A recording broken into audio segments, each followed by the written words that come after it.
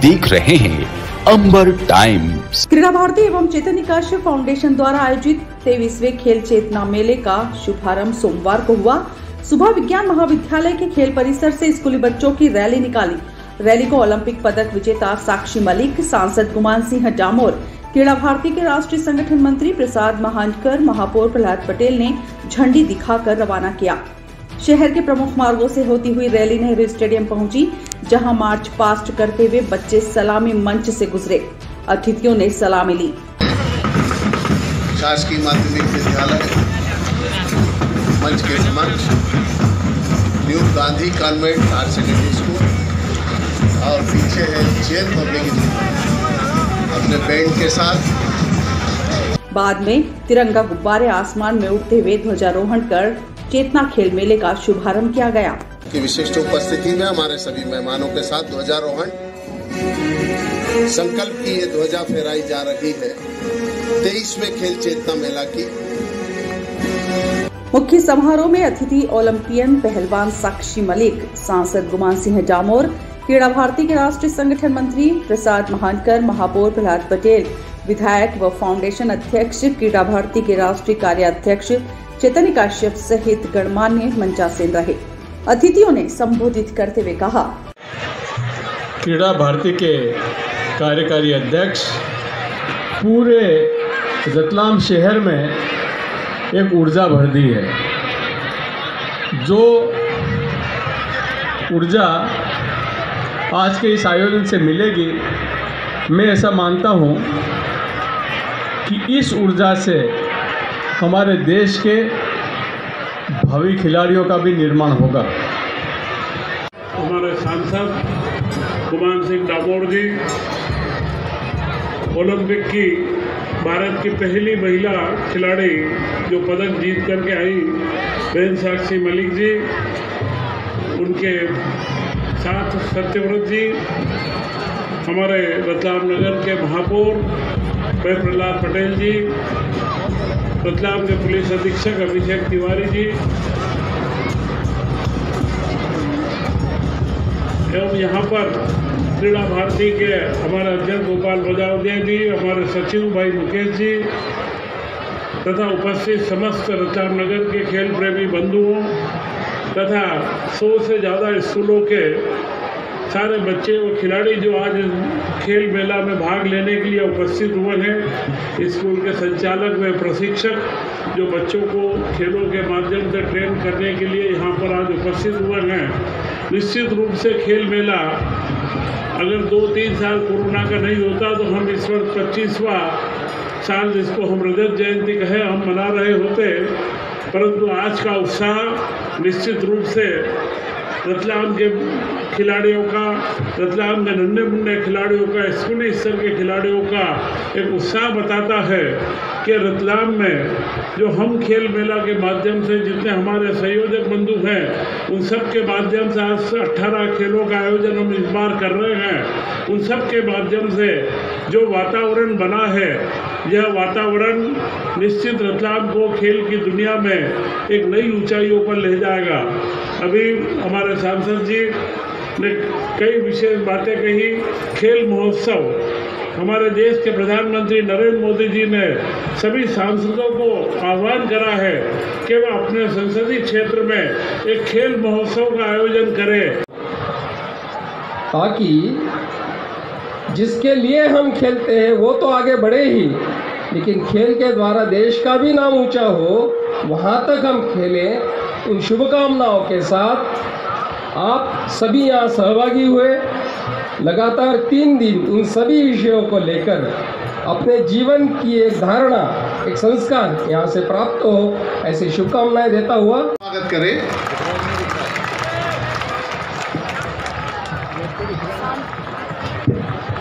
सांसद श्री गुमनाम सिंह जी डामोर, क्रीड़ा भारती के राष्ट्रीय संगठन मंत्री श्री प्रसाद जी महानकर, महापौर श्री प्रहलाद जी पटेल, एसपी श्री अभिषेक जी तिवारी और इस कार्यक्रम के आयोजक रतलाम के विधायक श्री चैतन्य जी कश्यप,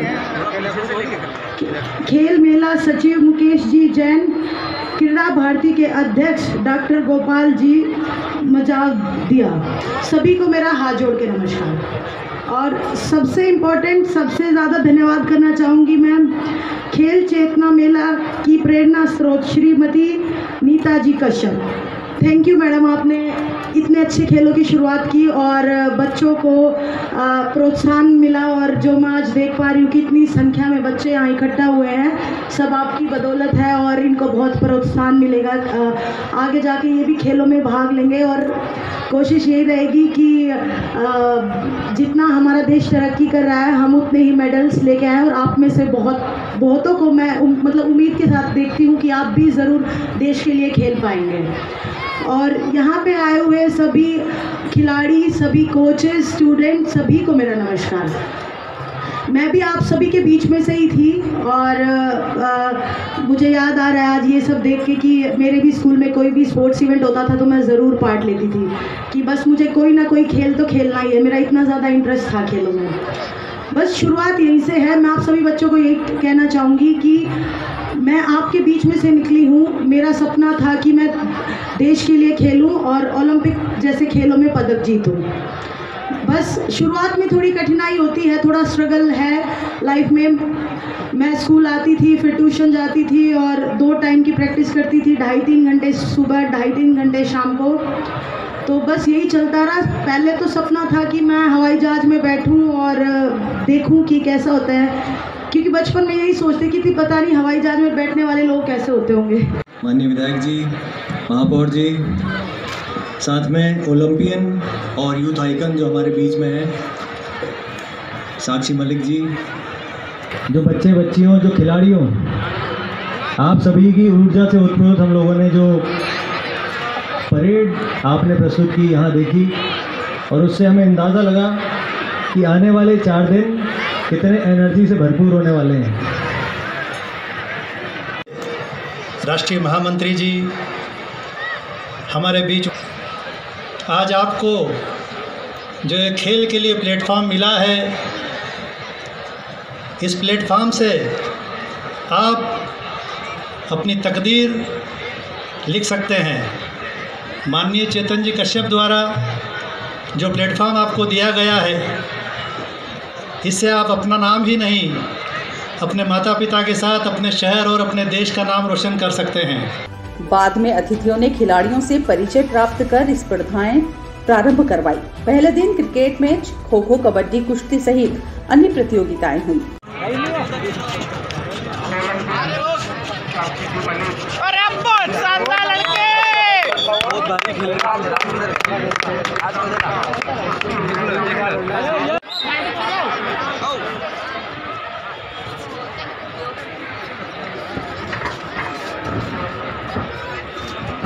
बालिका वर्ग में अगला मुकाबला पूनम ज़ादा अग्रवाल स्कूल और काजल रजब आपके रेड कन्या विद्यालय, ये भी तैयार रहे। इसके पश्चात 57 किलोग्राम के मुकाबले आपके मध्य होंगे। बच्चों को जीवन में टारगेट जरूर तय करना चाहिए। जरूरी नहीं कि खेलों में ही करें। कई बच्चे खेलों में रुचि नहीं रखते, लेकिन जीवन में खेल जरूर अपनाना चाहिए। कोई भी लक्ष्य निर्धारित करें कि हमें वहां पहुंचना है। अभिभावक हमेशा सपोर्टिव होते हैं। सच्ची लगन, मेहनत व अनुशासन के साथ काम करेंगे तो टारगेट प्राप्त कर सकते हैं। यह बात कुश्ती में पहली भारतीय ओलंपियन पदक विजेता साक्षी मलिक ने मीडिया से चर्चा करते हुए कही। हम यहाँ खेल मेले में आए और मतलब टारगेट मेरा नेक्स्ट तो एशियन गेम्स है, लेकिन बच्चों के लिए यही है कि कोई भी अपना टारगेट सेट करें। ज़रूरी नहीं है खेलों में ही, कई बच्चे नहीं इंटरेस्टेड होते, लेकिन खेल ज़रूर अपने जीवन में अपनाना चाहिए। तो कोई भी ऐसा लक्ष्य अपना निर्धारित कर ले कि हाँ हमें वहाँ तक पहुँचना है, और पेरेंट्स जो हैं वो हमेशा सपोर्टिव होते ही हैं। और बस उसे अचीव करने के लिए आपको लगातार मेहनत, सच्ची लगन, डिसिप्लिन के साथ अगर आप वो काम करोगे तो आप अपने टारगेट को ज़रूर अचीव कर सकते हैं। एक प्रश्न के उत्तर में उन्होंने कहा कि 15-20 साल पहले और अब में बहुत फर्क है। जब उन्होंने कुश्ती शुरू की थी तब गांव के कुश्ती सेंटर में 2 या 3 लड़कियां ही आती थी। अब 50 से 60 लड़कियां ट्रेनिंग कर रही हैं। बहुत सारे माता पिता की सोच बदली है। पहले जो कहा जाता था कि खेल लड़कों का है, लेकिन कोई भी ऐसा खेल डिसाइड नहीं है कि वो लड़कों का ही है। हम लड़कियां भी सारे स्पोर्ट्स खेल सकती हैं। लड़कियों ने यह साबित भी किया है। ओलंपिक में हम लड़कियां कितना अच्छा कर रही हैं और आगे भी करेंगी। मेरा अगला टारगेट एशियन गेम से। बस सर, जैसा कि मैंने बताया कि स्कूल में मैं भी सुबह शाम मतलब ट्रेनिंग भी करती थी, स्कूल में भी जाती थी। बस वेट करती थी कि कोई खेल इस तरीके का खेल हो। उस टाइम पे तो बहुत कम होते थे। आज आप लोगों की बदौलत, सर की बदौलत और चैतन्य कश्यप सर हैं, उनकी बदौलत जो है ये जो इतना बड़ा खेल मेला होने जा रहा है, तो बहुत मोटिवेट होता था मुझे भी छोटे छोटे खेलों से। बस शुरुआत यहीं से होती है, छोटे छोटे खेलों से ही मेडल जीतते हैं तो कॉन्फिडेंस बढ़ता है, फिर और आगे करने को और आगे अच्छा करने को मिलता है। कुश्ती में पहले जो स्थिति थी महिला कुश्ती में, आज क्या स्थिति है? आज की सरकार पूरा सपोर्ट करती है? नहीं सर, बहुत फ़र्क है। जब मैंने कुश्ती शुरू की थी तो सिर्फ हम 2 से 3 लड़कियां कुश्ती सेंटर पे थी। आज उसी सेंटर पे लगभग 50-60 लड़कियां हैं।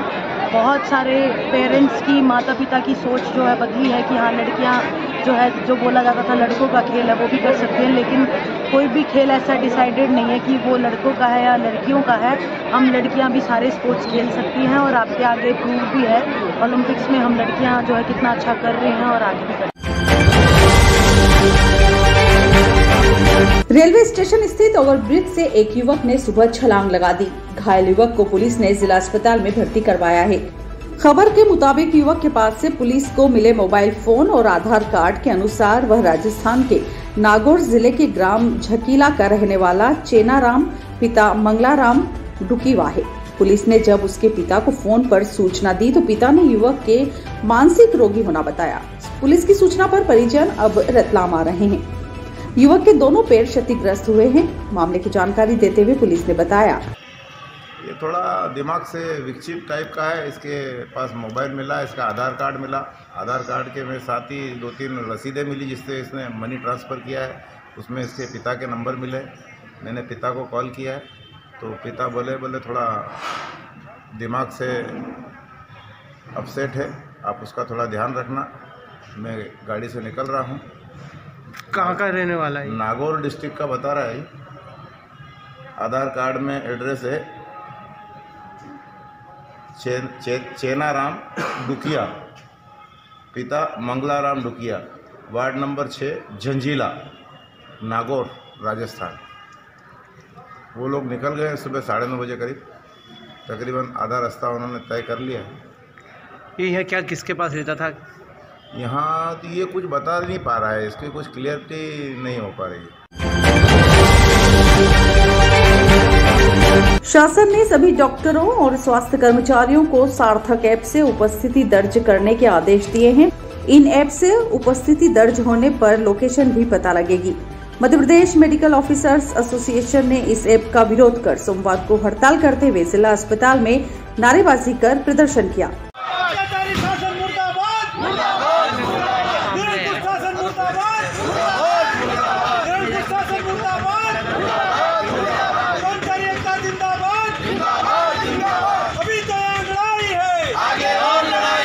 डॉक्टरों ने इस सार्थक ऐप को अव्यवहारिक बताते हुए कहा, हमारा प्रदेश अध्यक्ष से मिले निर्देशानुसार आज हमने हड़ताल की संगठन शुरू करी है।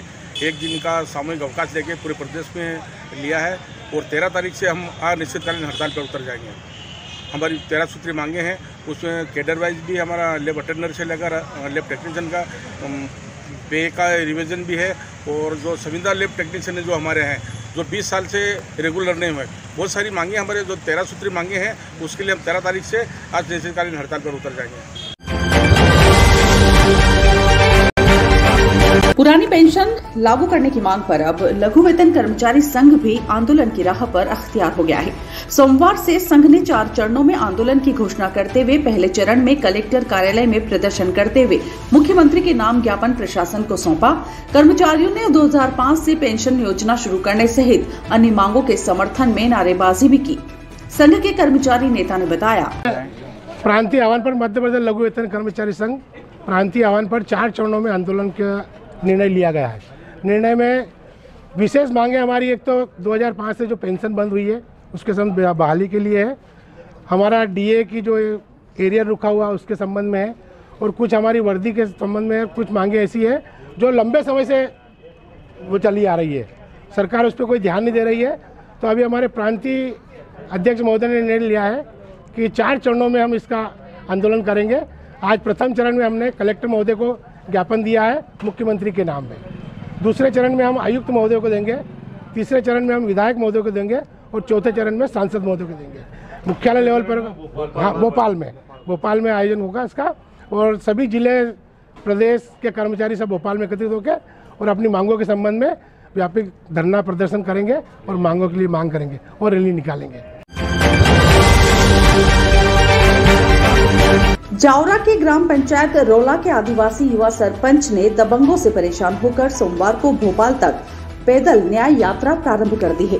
वह अपने गांव रोला से भोपाल तक पैदल यात्रा के लिए रवाना हो चुके हैं। उन्होंने कहा कि गांव के दबंग काम नहीं करने दे रहे हैं। मैं मुख्यमंत्री शिवराज सिंह चौहान से मिलकर शिकायत करूंगा। ग्राम पंचायत रोला के सरपंच प्रवीण मैड़ा का पैदल यात्रा शुरू करने से पहले साथियों ने नारेबाजी कर हौसला बढ़ाया। वह मुख्यमंत्री शिवराज सिंह चौहान व खुद का फोटो लगा बैनर दिखाकर चल रहे हैं। बैनर पर लिखा है, न्याय का मामा मुख्यमंत्री। सरपंच मैड़ा के साथ करीब 12 लोग भी पैदल रवाना हुए हैं। सरपंच प्रवीण मैड़ा ने बताया कि मैं आदिवासी सरपंच हूं। गांव के कुछ दबंग मुझे पंचायत में काम नहीं करने दे रहे हैं। वे मुझे अपमानित करते हैं। पिछले दिनों बैठक के दौरान भी मुझसे विवाद किया। तब खुद जनपद सीईओ भी मौजूद थे, लेकिन उन्होंने दबंगों के खिलाफ कार्रवाई में मेरा साथ नहीं दिया। गांव के पास सुजानपुरा में स्टॉप डैम को दबंगों ने तोड़ दिया, जिसकी शिकायत की, लेकिन कार्रवाई आज तक नहीं की। सोशल मीडिया पर दबंग ग्रुप बनाकर मुझे परेशान कर रहे हैं। 13 दिसंबर के बाद सचिव वापस काम संभालने नहीं आए और सहायक सचिव को अफसरों ने जनपद में अटैच कर दिया। अब कोई काम नहीं होने से ग्रामीण भी परेशान है। मेरी कोई सुन नहीं रहा, इसलिए भोपाल के लिए पैदल यात्रा कर रहा हूँ। मैं प्रवीण कुमार मैड़ा, ग्राम पंचायत रोला का सरपंच हूँ मैं। मेरी समस्या ये थी कि लोग हंगामा करते हैं और गाली गलौज करते हैं, मारपीट करते हैं, उसके बाद भी प्रशासन कोई ध्यान नहीं दे रही है। उसके बाद मैंने कितनी बार आवेदन लगाया एसपी साहब को, कलेक्टर साहब को, सबको अवगत कराया। उसके बाद भी कोई कार्रवाई नहीं हुई। नहीं तो आपकी समस्या क्या है? समस्या ये उन लोगों पे कार्रवाई होना चाहिए। उन अभी तक प्रशासन जो कोई ध्यान नहीं दिया, उसने न्याय नहीं मिला। इसलिए भोपाल जा रहा हूँ, वहाँ से न्याय मिलेगा मुझे, क्योंकि मैं एक आदिवासी सरपंच हूँ, इसलिए मेरी कोई मदद नहीं कर रहा है। नहीं तो आपके साथ क्या हुआ है? मेरे साथ घचेट करी और गाली गलौज करी, जातिवाद बोल करते, गाली देते लोग। ये मैंने सुना है कुछ पंच मीटिंग में हंगामा हुआ था। पंच मीटिंग में हंगामा हुआ था। सीओ साहब भी उपस्थित थे और जनपद के कुछ और अधिकारी भी उपस्थित थे। सीओ साहब के सामने लोगों ने मेरे पे गाली गलौज करी और मारपीट का मामला बन रहा था। सीओ साहब से बोला कि सब लिख के दो। उन्होंने ना तो सीओ साहब ने लिखा, ना सचिव ने लिखा, क्योंकि सचिव भी छुट्टी पे चला गया। जिस दिन से हंगामा हुआ उस दिन से छुट्टी पे चला गया था, अभी तक नहीं आया हो। जनपद में सहायक सचिव को भी अटैच किया गया। तो फिलहाल में आप अभी अकेले हो? अकेला हूँ और 1 महीना हो गया मैं पंचायत गया ही नहीं।